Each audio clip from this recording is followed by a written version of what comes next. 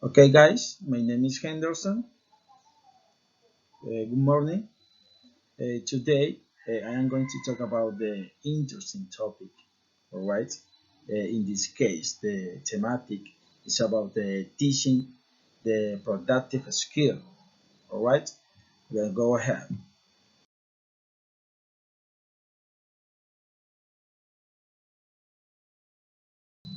Okay.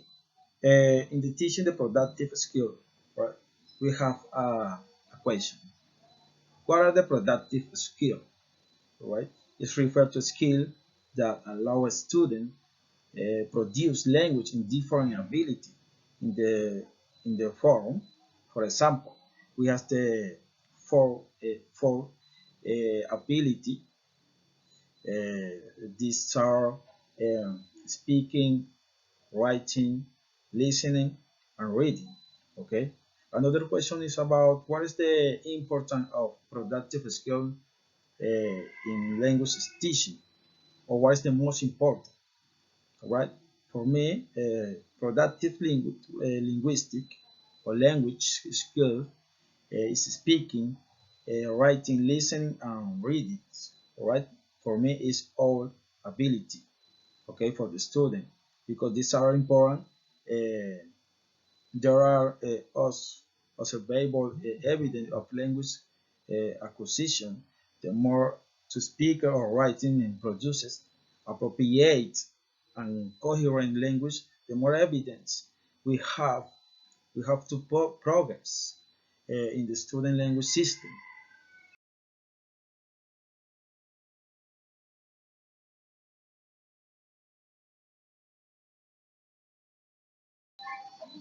In this part, I'm going to talk the nature of the communication. Okay, this part is very important because it's about the productive skill. For example, we have the speaking skill is the first.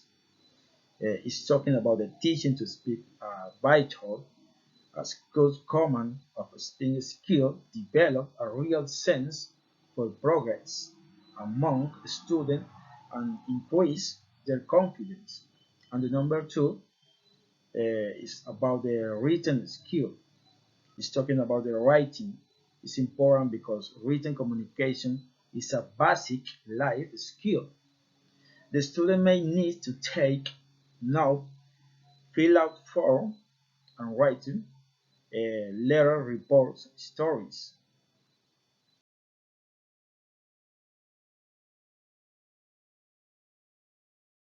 Okay, the next ability is about the listening skill, right? It's talking about the people or language learn and listen to the language because they want to know what the speaker are trying to say. In other words, or another question is what idea are they conveying and what effect do you want the communication to have? And last ability is about the reading skill. The reading skill is the reader to have a good idea of what the speaker is going to say next. In general terms, you must be prepared to diagnose a wide variety to grammar and the vocabulary to understand exactly what is being said.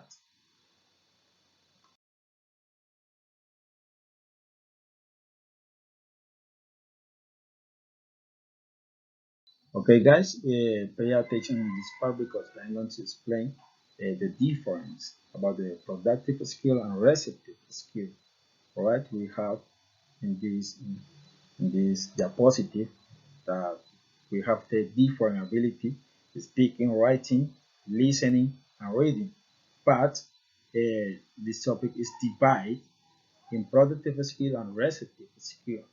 For example, speaking and reading are productive skill, and listening and reading is about the receptive skill. All right. And continuing, I am going to explain the difference about the productive skill and receptive.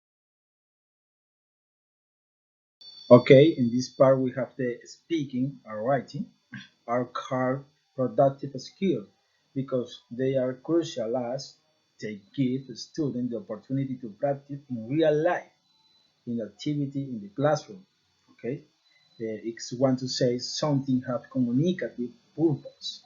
Okay, this part is very important, and for me, it's the most important speaking and the writing because because the student have to has to practice English every day because it's very important to the it's very important to know vocabulary in the vocabulary in English because if you don't have vocabulary you don't speak English.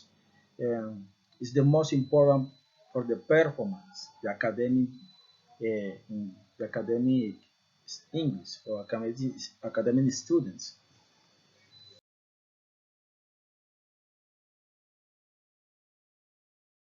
Okay, now we have the receptive skill are listening and reading because learners don't need to produce language to do this. They receive and understand it. It's want to say to hear something interesting in a communicative purpose process a variety of language, right? This part about the receptive skill is about the listening and reading. The information gap. For the communication, we have a little conversation. This is, for example, excuse me. Yes. Do you have a watch? Yes. Why? I wonder if could tell me what the time is. Certainly, it's 3 o'clock. Thank you. Don't worry. In the last conversation, the man who started the conversation may have many reasons to speak. For example, it is possible that he will he really need to know the time, or he want to establish the conversation with the woman because he think he look interesting. Okay, basically in the classroom with the students, we will want to create the same kind of information gap if we want if we want to encourage the real conversation or real communication. Okay, for example, we have the question, why do we speak to each others?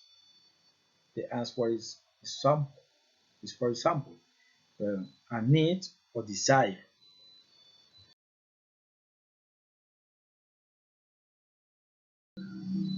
Okay, the next is about communication continuum. In this graph, we have the element for the effective communication in a school role. The friendly is about the non-communicative active, okay? It's divided the different element, for example, no communicative desire, no communicative purpose, from not content, one language items, teacher intervention, material control. In the secondly, we have the communicative activity, right?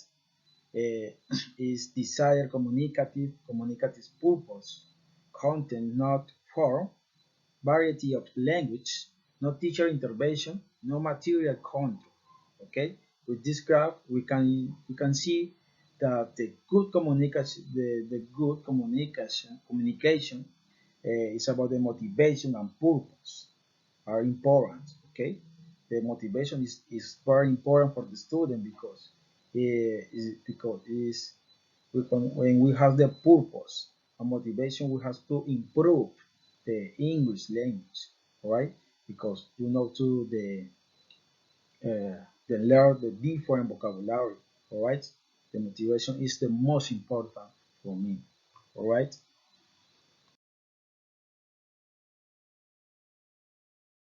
The writing skill is about the divide about the different elements. For example, is general writing spelling, situational, and stories.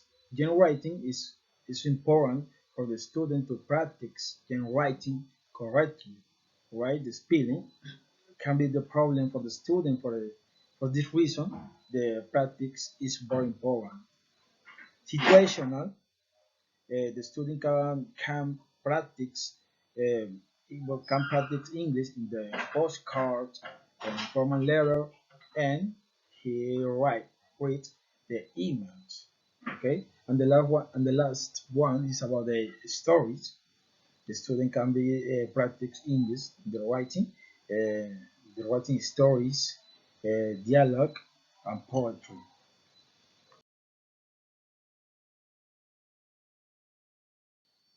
The following activity can help students motivated to speak more English.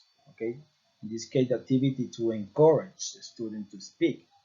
Divide the class into pairs and explain the dynamic. Okay, you will roll the dice depending on the number that comes out. You will have to talk about the topic for 1 minute, 30 seconds each. This is to make it more fun and everyone is more attentive for the students. In this case, we have a four topic. The topics is about the animals, sport, the weather, and the family. Right? Okay. In the second activity is about individual dynamic. All right. These activities consist of the student having to imagine and write a conversation about any topic. All right. In order to practice the productive skill, speaking and writing in this way. All right.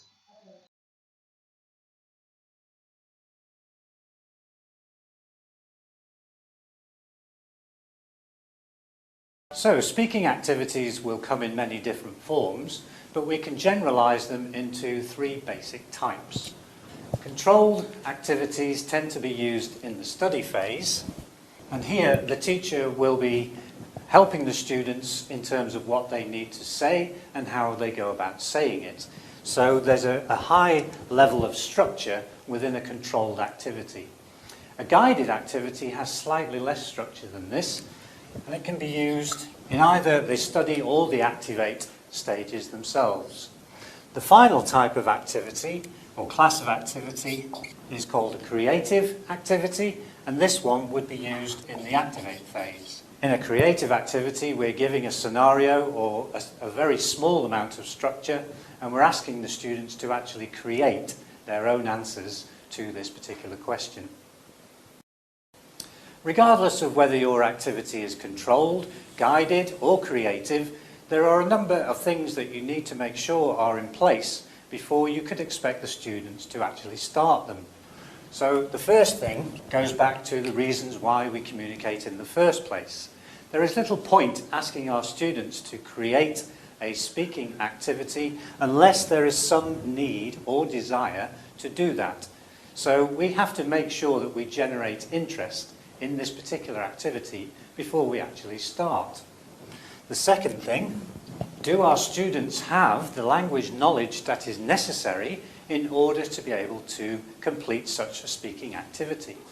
If they have a lack of grammar knowledge or a lack of vocabulary knowledge around this particular speaking activity, it's going to be very, very difficult for them. Thirdly, when asking the students to create language in terms of a speaking activity, it's always very useful to put them in pairs. By putting them in pairs, you allow them to interact and therefore gain even more speaking practice, but also you reduce stress because all of the effort is not concentrated on a single idea of receptive skills and how we can go about teaching receptive skills lessons. There are two receptive skills, and they are reading and listening. If we think about, first of all, why do we read or listen, then there are probably two main answers to that. Firstly, it could either be for entertainment or it could be for a specific purpose. Within the reading and listening areas, there are a number of sub-skills that we can teach our students. Firstly, what we can do is to show different examples of reading. So let's say, for example, that we had just bought ourselves a new video camera, and along with that video camera came a whole book of instructions. In order to find out how to get that camera working, then we would need to very carefully read each page of that brochure, and that would be what is called detailed reading.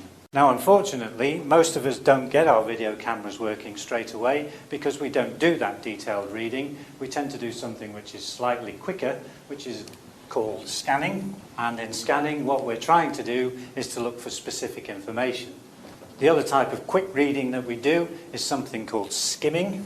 And what we're doing in skimming is we're trying to get a general overview of what the text is actually saying.